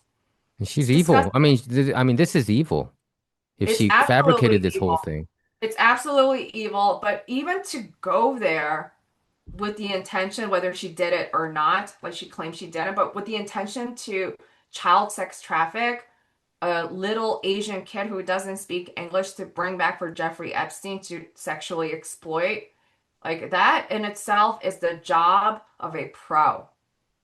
Like that's not the job of an amateur trafficker. To go Well, to internationally, like to cross international waters. We're not even going through the border here. We're not going by land. To go by sea and fly to go get a specific child to bring back for a pedophile to, like sexually exploit, that's a major crime and that's the job of a pro.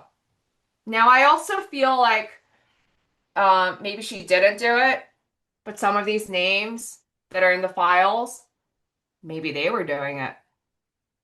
Maybe they're being protected. Maybe that's in, another section of the files that are not being released. Like I said before, there are 40 million humans that go missing every year, and a lot of them yeah. are missing from Southeast Asian countries, which is where she went. She went to Thailand. I always had a good impression about Virginia Giuffre because, that's how we got to know about she did reveal a lot. I saw her 60-minute interview, and even her death, I felt like, I mean, she posted that she would never commit suicide, but I heard your story that actually she was suicidal right? She would self-harm. She would engage in self-harm. And So, so I yeah, think I do. So I was getting confused about her, oh, it's probably she's not really telling the entire truth, from 1 to 100. Like even her lawsuit against Alan Dershowitz, she dismissed her own lawsuit, right? she's a Um, pathological liar. Let me put it yeah. bluntly. Some of the things that she says, I can corroborate and say, like, yeah, she's telling the truth here, or she's telling the truth there. And then I can tell when she's blatantly lying. I think once you begin to lie, it's hard to keep track of who you lie to. And I've been studying liars for my entire life. I mean, when I was younger, you know what a 도둑놈 is? Of course. 도둑놈, 도둑질하는 놈, 도둑놈, right? yeah, yeah, 나쁜 yeah. 사람들. Hmm. So my parents trained me how to like study 도둑질하는 도둑놈 because they had a little store. And my job since I was 8 years old was to 누가 sit 도둑놈인지 there. 찾는 거. 그냥 like 도둑 가게 들어오면 엄마 응. 아빠한테 얘기해줘. So I sat for like hours every single weekend looking for thieves in the store. So I know what thieves and liars look like. Like they trained me like, this is what I did like for a very long time since I was a little child. So and then Jeffrey Epstein lied so much to me that I studied narcissism, long after that. And now I see them everywhere. Like I can tell when someone's lying. I'm good at reading faces too. And I also have good memory. I remember things that Virginia told me, and some of the things just don't add up.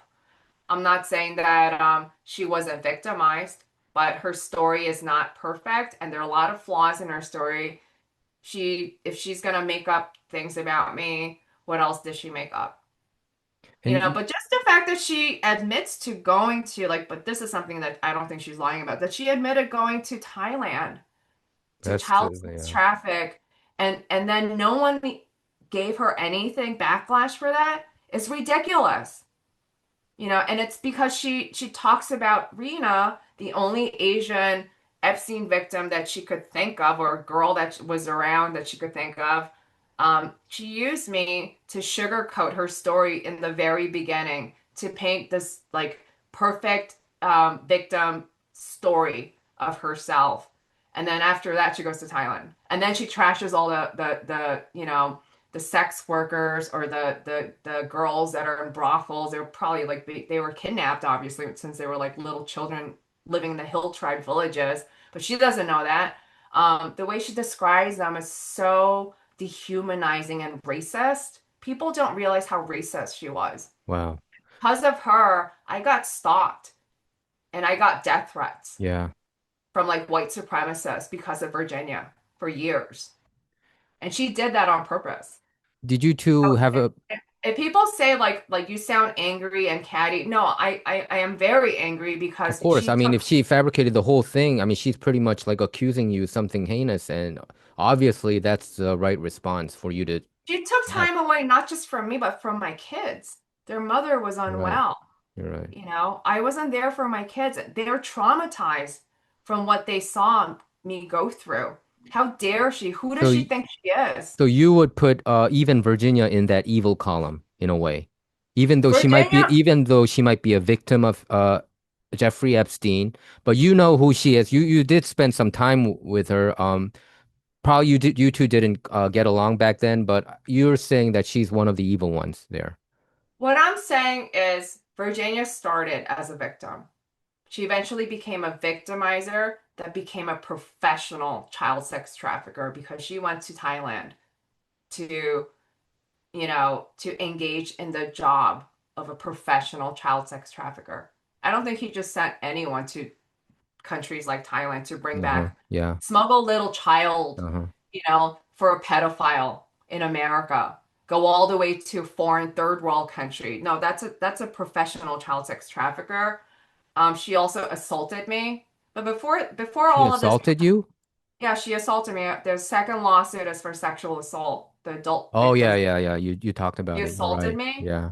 So for someone who assaulted me to manufacture malicious lies like this about me, never say they're sorry, and then continue to attack me and try to destroy me, beyond defamation, like through the entire process of discovery, depositions. Like she wanted to hurt me and was doing it in every possible way. She was nitpicking on everything. Mhm. Okay.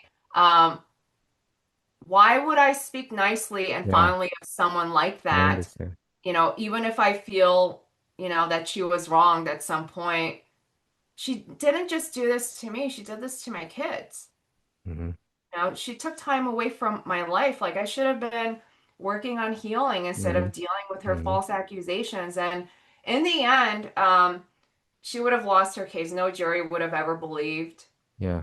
her accusations. I have photos Uh-huh. of her legs. We have her medical Hmm. examination Hmm. reports, and Hmm. the expert witness testified in a deposition that there's no way she ever had the type of scar that she's accusing Rena of giving her. Like, no one gave her a scar like that at all. And then, furthermore, there was an author, a book that my attorney found, where she admits that she's the one who was drinking the blood of another victim. She talks It about wasn't she me. she drank blood of another victim. Yeah, she was drinking blood and someone else was bleeding. Someone else's leg was slashed. So she was obviously engaging in some weird stuff and other girls, that she said that they were both choking each other. Like I'm like the book is called The Spider by Barry Levine. I highly recommend that you read this book because it Spider. details Barry Levine. It's Hmm. called The Spider. Um, it's really crazy that we found this piece of evidence and then, it contradicts everything that she said, but she's the one who's actually doing these things to another girl, a named girl, because we don't know who the other girl is. Do you think Virginia, so she is probably the most famous victim, of Jeffrey Epstein, I think because yeah, do you think she had her own agenda, vendetta? I mean, take advantage of the, getting she got a lot of attention through this and she would be that manipulative in your view? I don't I mean, really understand the yeah. point of asking that All right. question. Yeah. I mean, Like because it's like I don't like, I like understand. Yeah, I think it just sounds like you want me to like just no, no, no. start saying things that like I'm not Yeah, you I'm don't not need to even answer it. You don't interested in need to talking answer it. You about. don't need to Yeah. answer it. But I was kind of very surprised when you Okay. filed the lawsuit. I didn't know the lawsuit part of the whole story that you filed a lawsuit against her, and she sexually assaulted you in front of Jeffrey Epstein, right? So you were victimized not just by Epstein, but also Virginia Giuffre, because I think we never thought about the perpetrator side of Virginia. I never imagined that until She had a history of doing this to other victims. They're all scared to speak because of what she did to me. She set an example for the other victims to never come forward. And I've spoken to a couple of them Mhm. since she passed away, Mhm. um, or their family members too, who I mean, the girls are all like following this lawsuit because there was no Yeah. report of the Epstein Uh-huh. case at all for a Uh-huh. while. They all know that this was going on, and when they saw how far I was getting with my lawsuit, we were about to go to trial. A couple of girls were, starting to come forward. Wow. They're So this would have just, been a devastating blow to her if this oh, trial would have gone through. absolutely, And absolutely. it would have hurt this entire Epstein stuff too, I guess. So I many don't know people, if I don't think it would have hurt this entire Epstein stuff. I wouldn't give her that much credit. It would have hurt her. Let's not I understand. discredit the Okay. other Yeah, 1,000, yeah. and I'm 199 talking about the victims. Prince Andrew and Alan Dershowitz There, situation. there, Alan Dershowitz is a question mark. There are other accusers of Prince Andrew, so let's not give her all the credit. Okay. She's not the first one who reported Jeffrey Epstein. She's not the reason why he got arrested. She's not the 14-year-old whose Right. mother found Hmm. the hundreds of dollars in her book bag that was in the eighth grade or ninth grade.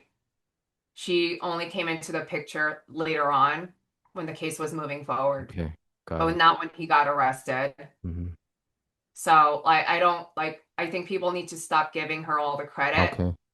She's Okay. not the only victim, and she's not the biggest victim at Hmm. all by far Hmm. means. I mean, I've read the files, And other Mhm. people have asked me questions about the email that mentions the two buried bodies at Zoa That's Ranch. crazy. So you're That's gonna tell another me that crazy thing. Virginia is a bigger victim than, like, let's say that was true. Yeah. Like, you're gonna tell me that she's bigger No, I than wouldn't those two say the girls? biggest victim, but she was like the most famous one. She got the most media attention, I would say, she got a lot of mainstream interviews like ABC, NBC, CBS, so I guess that's why. She had a great team that put it together. Great She had PR a whole team. Okay. she had not just a PR team. I think she had an entire infrastructure, a whole Wow. team, for a while, for a long time. Like some of the other girls that are coming forward, like they're coming forward more recently, but she was, yeah, dominating the news because she's had this PR team, since Mhm. the beginning. And I she also understand. knew how to work the media because she was so close to Ghislaine Maxwell, who comes from that, you Right. know, genealogy. She comes from that background. Her father was a publisher. Do you agree with her assessment?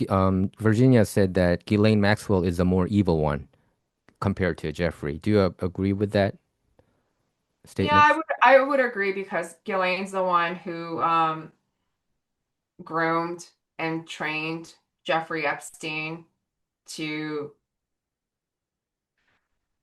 um what would be a good word to use here? To become worse. Like, I think she is the one who had all the bad ideas. Um, I don't think that he was as bad before he met her. But Oh, I wasn't there. But it seems like, she was like this huge enabler that maybe like enabled him a little too much, and she fed his addiction. Someone like her could have maybe try to get him some help and say, like, why do you need all this? Like, like someone who, like, if she really cared about him, like she claims that at some point, like they were a couple, she would have done the opposite. But instead, in order to stay relevant to someone like him, she fed his addiction. She ramped up her role as the madam, and by bringing Virginia in, and then she kind of looked the other way, like, okay, Virginia just took over, and it's a lot easier for a 17-year-old to bring a 14-year-old to the house in Florida than for some 40-year-old woman to go to the high school and pick up a 14-year-old and tell her, like, can you clean the house? hmm I've heard this story from a lot of people. hmm um, and yeah, so then by the time Virginia left, that infrastructure was already set up. It was ongoing. After she left, there were so many girls that were going to the house, like, and it was sort of like the traffic was just coming in on their own because everyone was asked to bring a friend, hmm and they didn't need Virginia anymore. She didn't have to be in the picture. hmm And she was sent on a child sex trafficking trip by Ghislaine Maxwell hmm to go to Thailand. When did you I didn't first? see it, but this is what is mentioned, Mhm. by her in like depositions. When did you first go to the authorities to talk about Epstein? What year was it when you first talked about The it? authorities came to me after I began being represented by one of my attorneys because he had been working with the authorities for many years since the beginning of this entire Epstein case. Um, since the 2000s when he was first arrested. So they heard one of the podcasts, the FBI heard the podcast and said, Mhm. Rena sounds like a victim.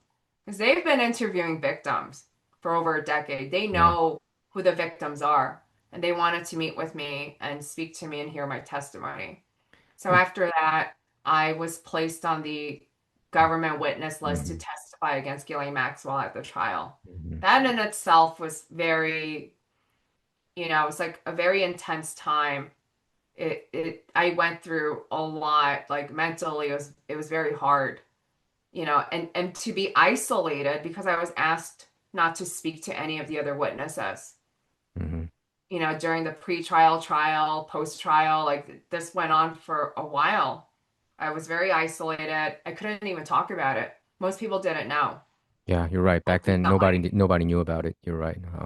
And it seems like President Trump, when he was just a businessman back in 2006, he also went to authorities, and talked and re reported Jeffrey Epstein and Ghislaine Maxwell that how she evil she is. And do you believe that that also contributed of him being arrested and get behind bars for 13 months? I don't know. I don't really want to say that much because that's like an opinion that like it's very far-fetched. Okay. I think his arrest is based on evidence more than anything else, and they didn't do that much anyway. I think there was a lot more evidence. They could have done a lot more. I don't really think it was that. Can you Um, talk about that? and, Yeah. and in my book, I am going to detail the criminal enterprise that Jeffrey Epstein was envisioning. It may not exactly come out as like what you would see in the files, but it lays down the blueprint for the vision he had, very early on when he told me during these conversations about Babylon and his harem Mm-hmm. and and the mechanisms, and just the idiosyncrasies of the type of person that he was. If people can really sort of look at the psychopath and the psychology of the way his brain operated, because if anything, he was a cerebral person, but I call him a beast at this point. I call him the beast, a cerebral beast. Um, there will be a lot of references to scripture. Babylon is the kingdom that God detested in the book of Genesis. It's mentioned throughout like the Old and New Testament, and it is revived in the book of Revelation. Mm-hmm. And then it gets burned and turned into ashes, and this is in a sense essentially what Jeffrey Epstein was doing here on earth. Yeah. He was building Babylon. Mm-hmm. Yeah. Thank you very much, Rena, for your time. Yeah, just it was a detailed story, and I think it's a story that everybody needs to know, and not just Korean American community, but Asian and also everybody, so that we can prevent further victims. And it's a serious. I think the Epstein story in my personal, journalist career it's the biggest story that I've ever seen. I've never seen anything like Okay. this. If I have never seen anything like it, and it just blows your mind. And I had to rethink many, many things, even like in the religious standpoint. I'm a Christian, um, and it just I had to kind of consider some of the things. I'll tell you off the record, but Yeah. it's just this is just different kind of news. I've never seen anything like it, and I'm thankful I and think there's grateful. a, I think there's a reason why all of us are talking about this, and there's a reason why he told me about Babylon. There's a reason why I left after I left Jeffrey Epstein. I became like very faithful, a lot more faithful than I've ever been my entire life. Um, it just it comes with the territory after having survived, You're right. gone through an experience like that, and then realizing how evil it is later on. Mm-hmm. You know, I just know, innately know Mm-hmm. that this is where we are today. We are going through that last chapter, that last Right. book in the That's New how I Testament. believe. I think we are living in the end times. That's what I felt. That he is one of those that is tied to the entire network of those people that have been prophesied about who were reviving Babylon. Hmm. And we Yeah. just need to find out who the enemies are. Yeah, you're right. Those are the kings of the earth, and they're going to be crying when Babylon go burns into ashes. Personally, I'm not putting my hopes high. I don't think they're going to ever reveal it because they're too powerful, I guess. You But know, hopefully I'm wrong. you know what? You know, God is the creator. He has his own ways, Yeah. Yeah. like there's so much that mankind can do, Yeah. and then there's God. There's this thing called divine punishment, and he promised us Hmm. that they are going to get punished. I encourage you to read the book of Revelation and get excited because Yeah, I I actually I I read it actually get often. really excited when I see like the weird storms happening. I'm like, this is in the book of Revelation. Like they're talking like we're You're getting land hurricanes. It in the book of Revelation, I do. it is mentioned that all the islands are going to get flooded. We're going to have a Yeah. mini flood, and Yeah. then there's I going to know. be not a complete blackout of the sun, but a third of the sun will get blacked out.